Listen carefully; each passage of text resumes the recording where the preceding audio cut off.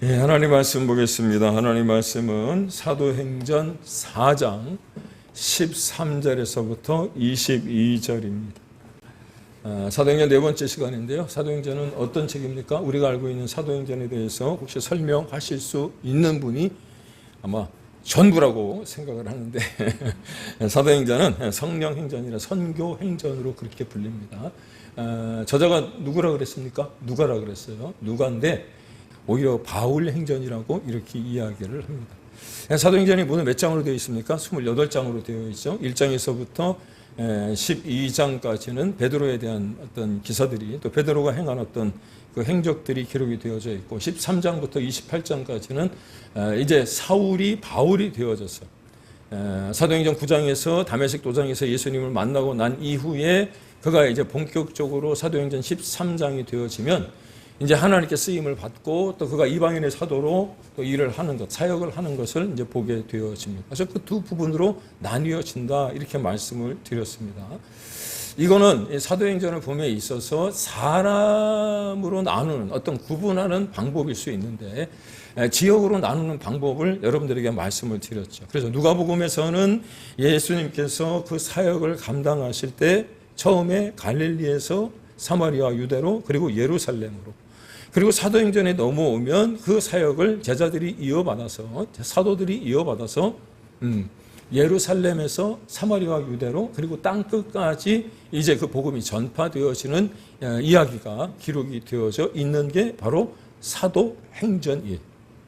그런데 이 사도들이 그 일을 감당하기 위해서 필요했던 것이 무엇이냐면 하나님께서 이미 그것을 아시고 사도행전 1장 8절에 성령을 그렇죠. 불같은 성령을 그들에게 부어 주시더라고 하는 겁니다. 그런데 그 불같은 성령의 역사를 어떻게 경험할 수 있었느냐? 이미 우리가 배웠던 것처럼 기도할 때. 할렐루야. 그래서 기도만큼 중요한 것이 없다 이렇게 말씀을 드렸는데요. 그런데 저는 이 사도행전을 읽을 때마다 느끼는 것 중에 하나는 무엇이냐면 사도행전은 제가 보기에 만남이라고 하는 주제를 통해서 하나님이 써가신 또 하나의 역사서가 아닌가 그렇게 생각을 해봐요. 네, 그렇습니다. 만남이라고 하는 주제를 통해서 보게 되어지면 마가의 다락방에 모인 120명의 성도들이 성령 하나님과 만나고 누구와 만났다고요? 성령 하나님과 만나고 그렇게 성령으로 충만한 그들이 나가서 복음을 전파하며 만나게 되는 수많은 사람들이 있어요. 또한 사도행전 8장에 보면 빌립과 에디오피아의 내시 간다게 그 에디오피아의 국왕인 간다게의 내시였던 그 사람과의 만남이 기록이 되어져 있고요. 사도행전 10장에 보면 로마의 백부장이었던 관리였던 고넬료라고 하는 사람이 베드로와 만남을 통해서 그가 이제 제대로 예수 그리스도를 영접하게 되고 그 집이 구원을 받는 역사가 기록이 되어져 있습니다. 뿐만 아니라 앞서 말씀을 드렸던 것처럼 사도행전 9장에서는 예수님이 그렇죠? 예수를 믿는 사람들을 잡아다 가두고 핍박하며 그 사도행전 7장에 스데반이 죽는 돌로 맞아 죽는 그 광경을 목격하고 있었던 그 사울을 만나 주심으로 말미암아 그를 변화시켜 주시고 또 이방인의 사도로 쓰게 만드시는 하나님의 어떤 역사를 우리가 만남이라고 하는 주제를 통해 보게 되어지더라고 하는 겁니다. 그렇습니다. 바울은 이내 또한 어떤 만남을 가지게 되느냐? 바나바와 만나게 되어지고요. 복음 사역자로 사도로 쓰임을 받는 기록들이 사도행전에 기록이 되어져 있습니다. 그렇습니다. 수많은 사람들이 복된 만남을 통해서 그분 예수 그리스도의 이야기를 써나가고 있는 것이 바로 사도행전이고요. 그분의 제자들인 사도들을 통해서 세상 가운데 하나의 길을 이 만남이라고 하는 주제를 통해서 새롭게 만들어 내더라고 하는 겁니다.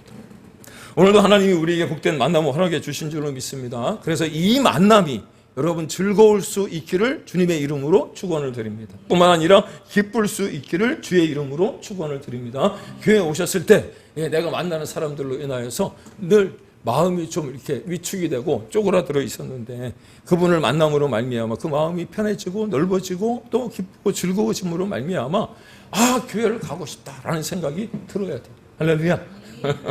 그래서 우리 교회 표어가 무엇입니까? 복된 만남이냐. 복된 만남. 그리고 우리 교회가 복된 만남을 기대하며 기도하고 있는 가운데 있는데, 여러분 우리 가운데 이 복된 만남이 더 많아질 수 있기를 주님의 이름으로 축복합니다. 그렇습니다. 사도행전은 바로 한 사람의 역사가 또 한 사람의 역사를 만나서 하나님의 역사를 드러내는, 그래서 우리는 믿음 안에서 만나고 믿음 안에서 동역하는 것이 굉장히 중요하다는 겁니다. 물론 그것이 당장 무엇을 의미하는지 우리는 확연하게 알 수가 없죠. 보이질 않습니다. 예를 들어서 이런 거죠. 하나님이 왜 나를 큰 사랑교회로, 정말로 이 주변에 많은 교회들이 있는데 왜 하필이면 큰 사랑교회로 보냈을까?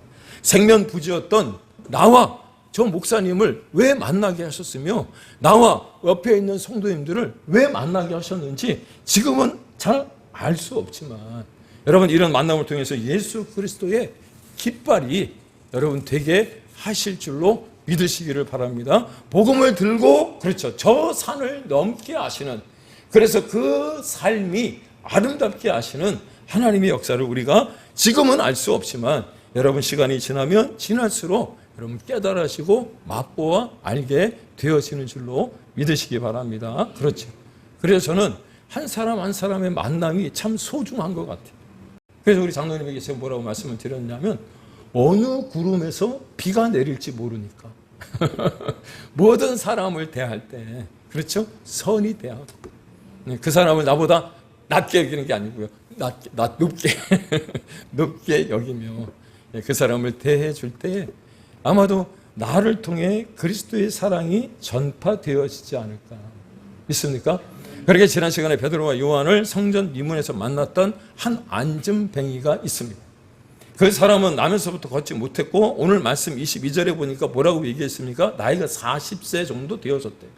그런데 이 40년 동안 한 번도 일어나지 못했던 그가 베드로와 요한을 통해서 예수 그리스도를 영접하고 난 이후에 제발로 일어나서 사람들은요 정말 말을 안 듣는데 탁월하지 않습니까? 뭘 얘기하면 말을 잘 안 들어요.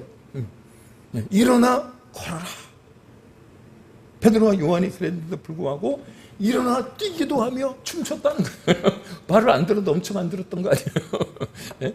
그런데 그렇게 예수께로 인도함을 받고 그렇게 고침을 받은 그 사람이 복음의 증인으로서의 역할을 감당하더라는 거예요.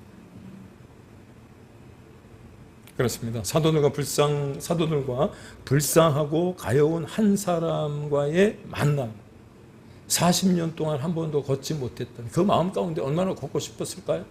나도 저 사람들처럼 걷기만 한다면 내가 내 힘으로 어떤 장사를 하거나 아니면 사업을 하거나 어떤 일을 해서 내가 구걸하는 인생이 아니라 돈을 버는 인생이 되어지고, 또 그 사람도 성전 미문에서 아마 그런 마음을 갖지 않았을까요? 많은 사람들이 초대교회에 구제하고 나누고 베푸는 모습을 보고 나도 그렇게 할 수 있을 것 같은데, 그런 어떤 생각이 들었을 텐데, 그렇게 불쌍하고 가여운 한 사람이 사도들과 만남으로 말미암아 하나의 히스토리, 역사를 써갖고 히스토리, 예수 그리스도 그분의 이야기를 전하고 있는 거예요. 그런데 오늘 사도행전 4장을 여러분과 함께 13절부터 22절까지 봉독을 했습니다만, 그런 역사를 목격하고도 1절과 2절 읽지 않았습니다만 예수님의 십자가와 부활을 부인하는 제사장과 사두개인들을 만나게 되더라고 하는 겁니다. 그들은 사도들이 전하는 그 예수 그리스도의 복음이 듣기 싫어서 본문 사도행전 4장 3절에 보니까 제자들을 어떻게 했어요? 감옥에 잡아 가뒀어요. 왜? 그 사실을 전하지 말라고, 전파하지 말라고, 확산하지 말라고. 오늘 말씀을 읽는 가운데도 그런 이야기가 있잖아요. 또 병 나은 사람이 그들과 함께 서 있는 것을 보고 힐난할 말이 없는지라. 왜? 사실이잖아요. 눈으로 봤잖아요. 증인이잖아요. 그 사람이. 그래서 명하여 공회에서 나가라 하고 서로 의논하여 이르되, 뭐라 그랬어요? 예수님의 이름으로 보고 들은 것을 말하지 말라는 거예요. 여기서 우리가 깨닫게 되는 것이 무엇이냐면, 우리의 길이요 진리요 생명이 되시는 예수님을 전하는 사명을 감당한다고 해서 여러분 모두가 다 환영을 받는 것은 아니더라고요. 예수님도 자신의 고향에 가서 환영을 받지 못했다고.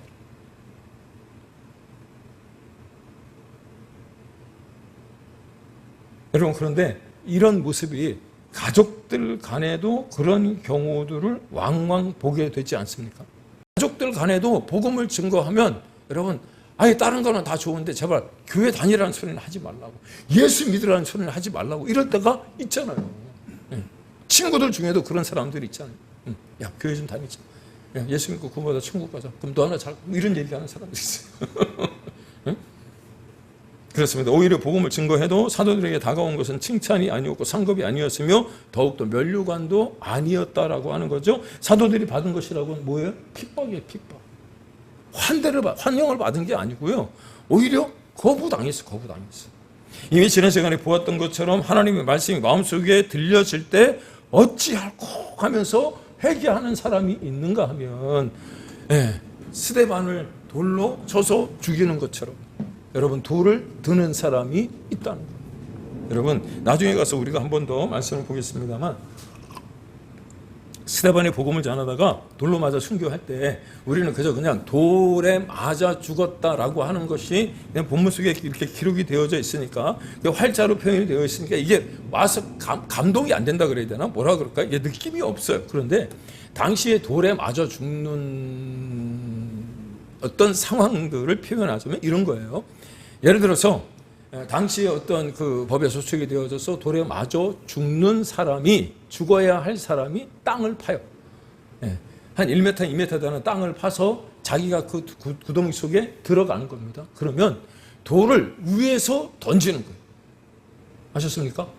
그런데 그 돌을 던질 때 요만한 조약돌 자갈을 던지는 게 아니고 짱돌, 이렇게 사람이 들기도 힘든 거, 그런 거를 어떻게 해요? 그 구덩이 속에다가 집어 던지는 거예요.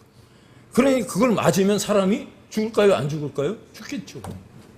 우리는 그냥 돌에 맞아 죽는다고 하니까 그냥 길바닥에서 그냥 사람들이 던지는 돌팔매질이라고 생각을 하는데 아니에요. 그 정도로 끔찍한 어떤 그 형벌이라 말이에요.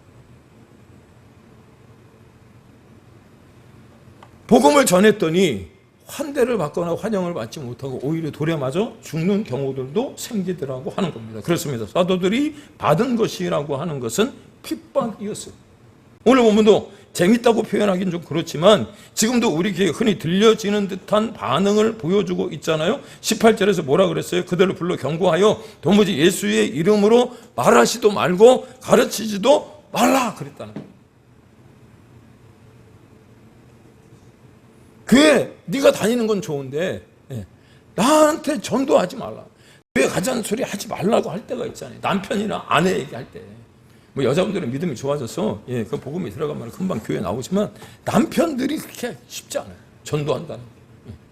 교회 왜 이렇게 교회 나가는 게 싫을까? 저도 집사 때가 있었잖아요.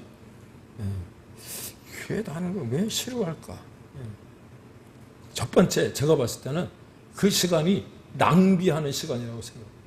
그 시간에 야구를 보거나 드라마를 보면 뭔가 유익이 있을 것 같은데 여러분 유익 하나도 없어요. 제가 요즘에 한화 응원하고 있는데 한화 응원하다가 숨 넘어가게 생겼어요. 막 짜증이 나고 얼마나 화가 나는지 맨날 쳐.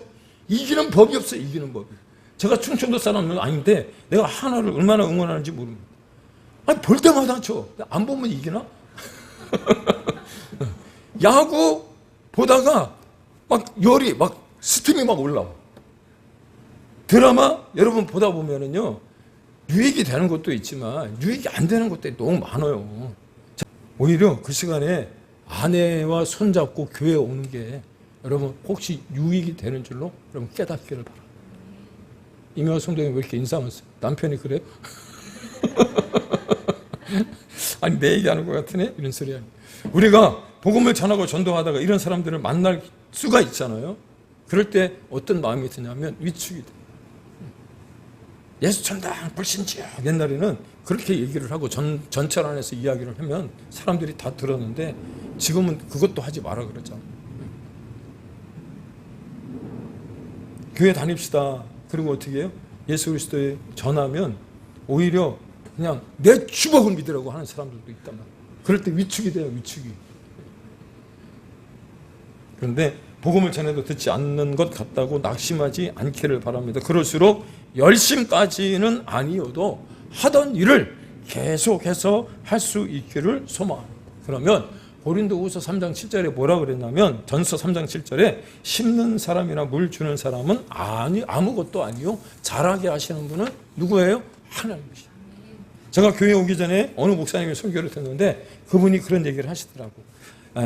교회 장로님이신데 이제 은퇴를 하셔서 나이가 연세가 많으신데 그 자녀들, 그 후손들에게, 그 손자들에게 어떻게 하면 교회 다니게 하고 또 하나님의 말씀을 들어갈 수 있게 할까 생각을 하다가 매주일 목사님 예배를 드리고 나오면 그 월요일날 카톡을 보낸대. 성경 문제를 낸다는 거예요. 그 목사님이 오늘 하신 설교의 제목이 뭐냐, 본문이 어디냐, 그리고 목사님이 말씀하신 키포인트가 뭐냐, 은혜 받는 게 뭐냐, 이렇게 한 4가지 정도를 이렇게 카톡으로 보내서 답을 보내면 현금을 송금시켜줍니다. 방법 괜찮죠? 괜찮은 것 같아요. 자녀들에게 또 손주, 손녀들이 요즘 교회 나가는 거 굉장히 힘들어 하잖아요. 그런데 장로님이 머리를 쓴 거예요. 어떻게 하면 손주, 손녀들에게 용돈도 주고 또 교회 다니게끔 하며 또 하나님의 말씀을 그 안에 집어넣을 수 있을까. 그런데 그 목사님이 설교를 듣지 않으면 모르잖아요. 그죠? 그러니까 예배를 참석하지 않더라도 유튜브를 통해서 목사님의 설교를 들어야 되는 거예요. 그러니까 여러분, 열심은 아니어도 그런 어떤 꾸준함들이 한 사람의 영혼을 구원하게 되는 줄로 믿습니다. 지금 당장 내가 전하는 복음이 아무런 효과가 나타나지 않고 열매가 없으면 오히려 핍박이 온다고 할지라도 믿음으로 사람들을 만나게 된다면 하나님은 반드시 역사하실 줄로 믿으시기를 바랍니다. 왜냐? 우리는 몰랐지만 하나님이 그 모든 시간들을 주관하고 계시기 때문입니다. 보십시오. 4장 4절, 사도행전 4장 4절입니다. 말씀을 들은 사람들 중에 믿는 자가 많으니 남자의 수가 약 5천이 되었대. 나는 복음을 증거했는데 핍박을 받았어요. 환난을 받았어요. 그래서 도대체 내가 무엇을 했는지는 몰라. 지금 당장에 왜 우리 큰 사람 교회에 나왔는지 몰라. 왜 하나님이 그렇게 만나게 하셨는지 모르고 이 말씀을 듣게 하시는지는 모르지만 나도 모르게 믿는 자가 점점 많아졌는데 남자의 수가 약 5천이었으면 아내, 여자들과 아이들까지 합치면 최소한 4배를 잡거든요. 한 2만 명이 되는 거예요. 2만. 여러분, 그 앞에 사도행전 3장에 보면 뭐라고 나오냐면 베드로가 복음을 전했을 때 3천 명이 돌아왔는데 우리가 하나님의 말씀을 증거하고 담대히 전했더니 무슨 역사가 나타났어요? 5천 명, 남자만 5천 명이 돌아왔어요. 핍박만 있는 것 같지만 동시에 부흥이 찾아온 거죠. 따라서 오늘 우리가 이 본문을 통해서 이제 우리가 믿음의 선진들이 말씀하셨던 것처럼 사도행전 28장 뒤에 사도행전 29장을 써가야 하는 사명이 주어졌다면 사도행전 29장은 새롭게 길을 열어가기 위해서 복음을 전하며 취해야 할 그리스도인들의 태도와 마음가짐은 어떠해야 되는지 알아야 되는데 한 가지만 여러분 기억하십시오. 길을 닦는 자세로 우리가 그런 어떤 마음으로 복음을 증거해야 되는 줄로 믿으시기 바랍니다. 여러분, 길을 닦는 사람들이요, 길을 내는 게 쉽습니까? 어려워요. 우리 지금 사는 그 아주대 그 삼거리 쪽에 지하철 공사하잖아요. 새벽에 길을 이쪽으로 뺐다가 저쪽으로 뺐다가 어느 날 새벽기도 온다고 차를 운전하다 보면 분명히 어제는 이쪽 길로 갔는데 이렇게 가림막으로 막아놓고 저를 돌아가라는 거예요. 그러면 그때 나오는 게 뭐예요? 예? 욕이잖아요. 아니, 이게 사고 날 수도 있는데 도대체 저 사람들 뭐 하는 거야? 욕은 아니더라도 핀잔을 주잖아요, 핀잔을. 거기서 일하시는 분들이 이러면 뭔 잘못이 있습니까? 그런데 그렇게 길을 만드는 사람들은 때로는 욕을 먹기도 하고 핀잔을 먹기도 해요. 그렇죠? 때로는 길을 내다 보면 치워야 되고 정리하다 보면 주변 사람들과 또 싸워야 되는 일들도 있잖아요. 그런데 길을 닦는 마음으로 우리가 복음을 증거하다 보면 그런 핀잔을 받을 수도 있고 욕을 먹을 수도 있지만 하나님이 그것을 통하여서 앞서 말씀을 드렸던 것처럼 지금 당장은 모르지만 하나님이 그 모든 시간을 주관하고 계시기 때문에 믿음으로 그 사람들에게 담대함으로 복음을 전하면 그냥 아, 그래. 언젠가 뭐 교회 나가겠지. 제가 예전에 말씀드렸잖아요. 그 부인이 남편을 전도하기 위해서 그렇게 십수년간 고생하고 애썼는데도 불구하고 남편이 나오질 않는 거예요. 그런데 어느 부흥 강사님이 오셔갖고 신발이라도 갖고 나와라. 신발이라도. 그래서 어떻게 해요? 신발을 가지고 나왔대. 새벽마다. 근데 아침에 남편이 운동 가려고 보니까 신발이 없어. 그런데 아내가 들어오면서 신발을 꺼내놓더라는 거야. 아, 도대체 신발을 어디 갔다 오냐? 당신이 교회 안 나오니까 신발이라도 가져와서 하나님 앞에 기도하고 왔습니다. 그러니까 그 남편이 감동을 받아갖고 그 다음 주부터 교회 나왔다잖아요. 그것 때문에 여러분 부부싸움하면 더 안 나와. 신발 부둥켜 안고 여러분 기도하는 거예요. 그러면 어떻게 해요? 또 하나님이 그 마음 감동시켜 주시는 거예요. 독구가와 이에야스인가? 여러분 만나요? 그 사람이 나중에 만나요, 장로님? 그가 일본의 그 막부의 그 대장이 되어질 때 그가 했던 일이 뭐냐면 한겨울에 눈이 펑펑 오는데 그 주인의 신발을 품에 안고 있다가 주인이 나갈 때 신발을 꺼내는, 넌 뭐하냐 지금? 신발이 눈에 젖을까봐. 그 한겨울에 춥잖아요. 당신이 주인이 나갈 때 그 신발을 따뜻하게 해주기 위해서 본인이 신발을 품에 품고 있다가 내놓고 그걸 보고 그 사람이 2인자로 섰다. 근데 나중에 그 사람이 1인자가 됐잖아요. 아니, 누구예요, 그 사람이? 갑자기 생각이 안 나네. 여러분, 요셉을 한번 생각해 보십시오. 요셉이 감옥에 들어갔어요. 감옥에 들어갔는데 백도 없어. 배경도 없어. 그런 사람이 술 맡은 관원장과 떡 맡은 관원장은 왕 옆에서 보좌하는, 어떻게 보면 국무총리나 뭐 내무부 장관이나 뭐 외교부 장관 정도 되는 사람을 만날 수 있습니까? 만날 수 없잖아요. 그런데 하나님이 감옥 안에 들어가서 떡 맡은 관원장과 술 맡은 관원장을 만나게 하고, 떡 맡은 관원장과 술 맡은 관원장의 꿈을 해석해 줌으로 말미암아서 왕 앞에 나갈 수 있도록 하시잖아요. 감옥에 들어갔을 때만 해도 도대체 내가 왜 이 감옥에 들어와야 되는지 알 수 없었지만 하나님은 그 시간 가운데 일하고 계셨고, 그가 하나님과 함께 하는 것을 보고 감옥 안에 간수장이 그에게 감옥의 모든 일을 맡긴 거예요. 여러분, 그 감옥 안에 들어와 있는 사람들은 정치범이에요. 국회의원들이에요. 그런데 지금 누가 열쇠를 갖고 움직이는 겁니까? 종이, 노예가. 그리고 어떻게 해요? 바로 앞에 나갈 수 있도록 하신 것은 여러분, 길을 닦는 마음으로 하나님과 함께 함으로 말미암아 그 고통의 시간을 이겨놨더니 왕께 나가는 고속도로를 하나님이 만들어 주신 줄로 믿으시기를 바랍니다. 그래서 우리의 삶의 난관과 어려움들이 있을 때 길을 닦을 수 있는 어떤 그런 해석이 필요한 거예요. 믿습니까? 내가 담대하게 복음을 전함에 있어서도 이런 어떤 환란이 있을 수 있고 핍박이 있을 수 있구나. 그런데 목사님이 분명히 그렇게 말씀하셨어. 그러니 하나님이 분명히 내가 복음을 증거하면 저 사람의 귀에 못이 막힐 거야. 믿음이 있어요, 믿음이. 마음판에 그냥 이게 대못으로 찔릴 거야. 이런 어떤 믿음이 있어야 되는 거잖아요. 그래서 본문 18절에 뭐라 그랬어요? 그들을 불러 경계하여 도무지 예수의 이름으로 말하지도 말고 가르치지도 말라니, 베드로와 요한이 마음이 쪼그라들어갖고 아무것도 못한 게 아니라 그들에게 뭐라고 얘기했어요? 하나님, 너희 말을 듣는 것이 하나님 말씀 듣는 것보다 옳은가 판단하라. 우리는 보고 들은 것을 말하지 아니할 수 없다. 그럼에도 불구하고 우리는 복음을 증거하겠다는 거예요. 왜? 본 게 있으니까, 경험한 게 있으니까, 들은 게 있으니까. 믿습니까? 그래서 우리가 교회에 오면 예배를 드릴 때 예수님을 만나야 되는 거예요. 경험하셔야 되는 거예요. 내가 무엇을 해보고 난 나머지 일을 할 때 수월해요. 여러분, 자전거 한번 풀렀다가 한번 맞춰보세요. 그러면 자전거가 여러분 그렇게 수리하고 하는 게 어렵지 않아요. 옛날에, 지금 아이들은 그런 거 하는지 몰라. 우리 중학교인가 다닐 때는 기술 시간에 트랜지스터 라디오를 분해를 했어. 해부를 했어. 그리고 어떻게 해요? 그리고 다시 맞추는 거예요. 그리고 그 당시에 콘덴서 살아간다고 청계천으로 나가고, 또 그 다음에 전구따마 살아간다고, 그러니까 지금 어르신들은 전기 만지는 거 그렇게 어렵지도 않아요. 지금 애들은 전기 만지면 죽는 줄 알아? 아니. 클로로포름인가?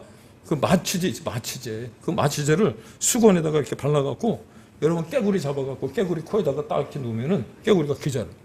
그럼 어떻게 해? 배를 갈라.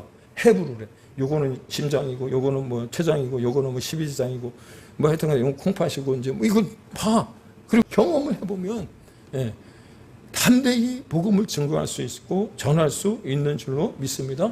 그 일을 하게 하기 위해서 하나님이 제자들을 사도로 세우시고, 성령으로 충만해지는 놀라운 은혜를 베풀어 주셨기에, 은혜를 증거하게 되어지고, 내가 보고 들은 것을 말할 때 그리스도의 비밀이 전해질 때 힘있게 하신 줄로 여러분 깨닫기를 바랍니다. 그러므로 어려움이 있다고 해도 어려움이라고 생각하지 말고 길을 닦고 계시는 예수님, 내 앞에서 그 길을 내시는 그 주님을 바라보면서 여러분 다른 것에 흥분하지 말고, 오늘도 내일도 모레도 만나는 사람들에게 내가 받은 주의 은혜, 주의 복음을 증거할 수 있는 믿음의 사람들이 다 되시길 예수님의 이름으로 축원을 드립니다. 기도하겠습니다.